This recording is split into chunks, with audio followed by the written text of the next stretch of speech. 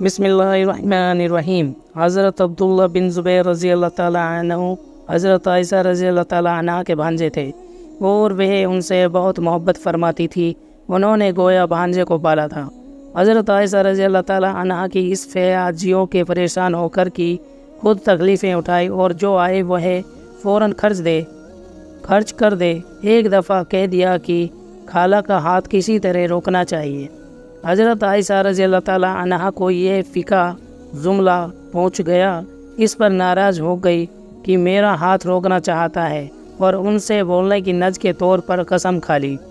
حضرت عبداللہ بن زبیر رضی اللہ تعالیٰ عنہ کو خالہ رضی اللہ تعالیٰ عنہ کی ناراضگی کا بہت صدمہ ہوا۔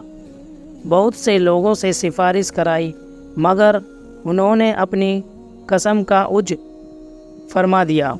آخر جب عبداللہ بن زبیر رضی اللہ تعالیٰ عنہ بہت ہی پریشان ہوئے تو حضور صلی اللہ علیہ وسلم کی ننیحال کے 2 حضرات کو سفارشی بنا کر ساتھ لے گئی۔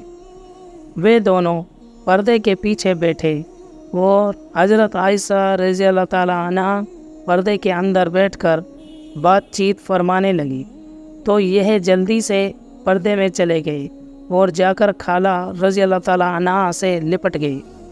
بہت روئے، خوشامد کی۔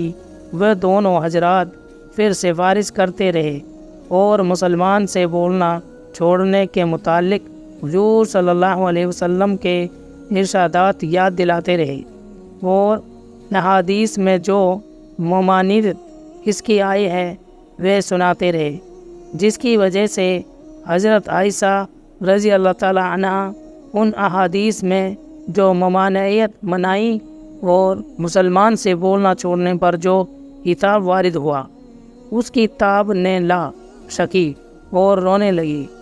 آخر معاف فرما دیا اور بولنے لگی، لیکن اپنی اس قسم کے کفارے میں بار بار غلام آزاد کرتی تھی، یہاں تک کہ 40 غلام آزاد کیے، اور جب بھی اس قسم کے توڑنے کا خیال آ جاتا اتنا روتی کہ دوپٹہ تک آنسوؤں سے بھیگ جاتا۔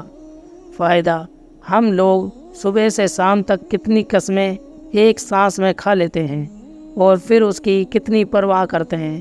اس کا جواب اپنے ہی سوچنے کا ہے۔ دوسرا شخص کون ہر وقت پاس رہتا ہے جو بتا دے، لیکن جن لوگوں کے یہاں اللہ کے نام کی وقیت ہے اور اللہ سے عہد کر لینے کے بعد پورا کرنا ضروری ہے، ان سے پوچھو کہ عہد کے پورا نہیں ہونے سے دل پر کیا گزرتی ہے۔ اسی وجہ سے حضرت عائشہ رضی اللہ تعالیٰ عنہ کو جب یہ واقعہ یاد آتا تھا تو بہت زیادہ روتی تھی۔